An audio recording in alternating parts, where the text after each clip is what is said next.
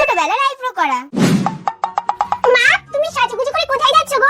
সোনা মা, আমি একটা বিউটি পার্লারে যাচ্ছি। Beauty parlour? আরে তুমি তো আমার সাথে গিয়েছিলে, যেখানে আমি আইব্রো করতে যাই সেখানে। মা তাহলে আমিও তোমার সাথে যাব। সোনা তুমি তো ছোট, আইব্রো বড়রা করে, বুঝেছো? আমি এখন বড় হয়ে গেছি, আমাকে বড় তুলে দিতে হবে। আমি কিছু জানি না, আমি বড় তুলবো।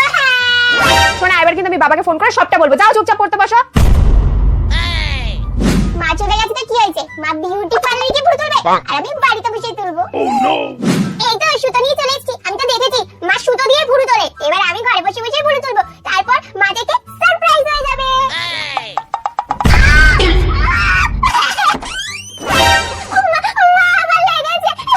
কি হয়েছে সোনা, তুমি কাজও কেন? মা আমি পচা সুতোটা দিয়ে তোমার মতো ভুরু তুলছিলাম, আমার চোখের মধ্যে ঢুকে গেছে।